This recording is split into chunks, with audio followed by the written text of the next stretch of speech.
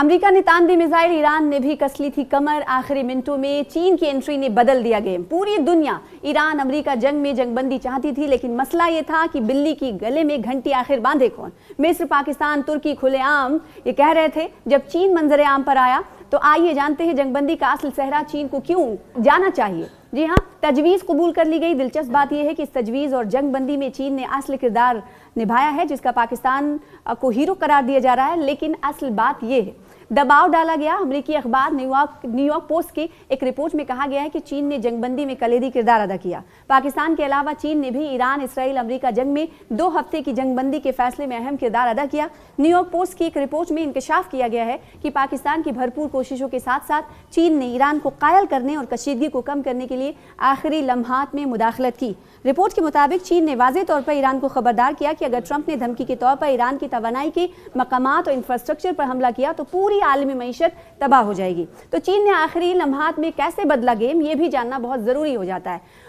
Beijing ने Iran से कहा कि एक तवील जंग दोनों तरफ से भारी नुकसान का बास बनेगी और ईरान के लिए देरपा फायदे हासिल नहीं करेगी। ईरानी हुकाम ने इत्तला दी कि नए सुप्रीम लीडर मुश्तबा खामनई ने ज़ाती तौर पर जंगबंदी की मंजूरी दी है। डोनाल्ड ट्रंप ने भी चीन के किरदार का एतराफ़ किया। खबर रसाई इदारे से बातचीत करते हुए कहा गया कि बिलाखिर चीन ने ईरान को आज फ़ोन पर बातचीत की और हमें मुआहदे के हवाले से उन्होंने कहा है शुक्रिया अदा करता हूँ। अब सवाल ये उठता है कि चीन ने ईरान को आखिर कैसे तैयार किया। अगरचे इस मामले में ज़्यादा तफसीलात सामने नहीं आई हैं। चीन ने बुनियादी तौर पर 3 तरीक़ों से ईरान को कायल किया है। इक़्तिसादी वार्निंग, अगर अमेरिका ने पावर प्लांट्स और पुलों पर हमला किया तो ईरान की मईशत मुकम्मल तौर पर ठप हो जाएगी। चीन ने कहा कि इसकी अपनी तेल की दरामद और तिजारत शदीद मुतासिर होगी।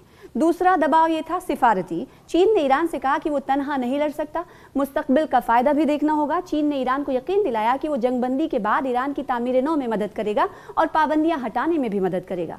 इस जंगबंदी के तहत अबनाए हरमुज़ यानी स्ट्रेट ऑफ हॉर्मुज़ और ओमान, ईरान और ओमान मिलकर मुश्तरका तौर पर इसका फ़ायदा उठा सकते हैं। आखिरी हमले की चीनी मुदाखलत ने एक बड़े इजाफे की तरफ कदम बढ़ाया, लेकिन वाज़ेह तौर पर कहा गया कि अगर ईरान ने शराइत पर अमल नहीं किया तो दोबारा जंग शुरू हो जाएगी।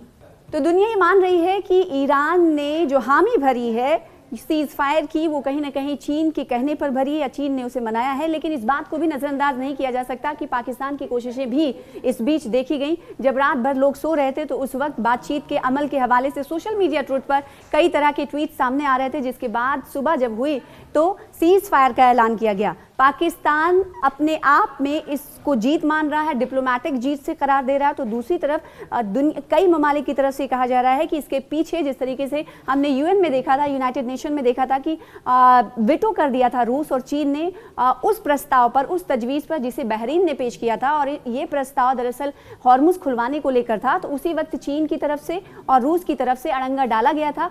तो कहीं ना कहीं ये माना जा सकता है कि इस ओर चीन जो है भारी तौर पर दिखाई दे रहा है। तो दूसरी तरफ भले ही पाकिस्तान की तरफ से इसका क्रेडिट लिए जाने की कोशिश की जा रही हो, लेकिन एक ऐसे ट्वीट ने पाकिस्तान को एक्सपोज कर दिया जो कि इस हवाले से की गई थी। इस ट्वीट को ड्राफ्ट के तौर पर शेयर किया गया पाकिस्तान के पीएम के हैंडल से। जब इसी बात को कहीं ना कहीं ये कहा जा रहा है, जानकारों के मुताबिक भी कहा जा रहा है कि एक्सपोज पाकिस्तान हो चुका है, यानी ये अपना ट्वीट पाकिस्तान ने खुद नहीं बल्कि किसी और के इशारे पर किया होगा, या फिर ये यूँ कहा जाने लगा कि पाकिस्तान की तरफ से ट्वीट नहीं कोई और था, ये पाकिस्तान से कठपुतली थी। तो दूसरी तरफ अगर ये देखा जाए कि 14 दिनों की जंगबंदी के हवाले से जो रजामंदी जाहिर की गई है, उसके बाद की तस्वीर क्या होगी या उसके बाद क्या होने वाला है, तो ऐसे में फ्राइडे तक का इंतज़ार करना होगा।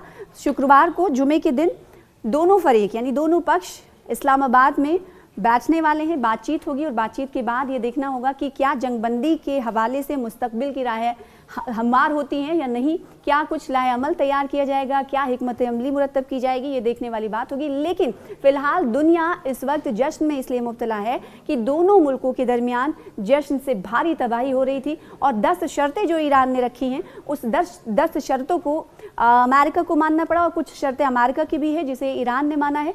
ऐसे में थोड़ा थोड़ा दोनों एक एक कदम पीछे हुए हैं, उसके बाद सहमति बन गई है, जो कि कहीं ना कहीं बेहतर है। और जैसा कि हमेशा से कहा जाता रहा है कि जंग किसी मसले का हल नहीं, जंग तो खुद एक मसला है।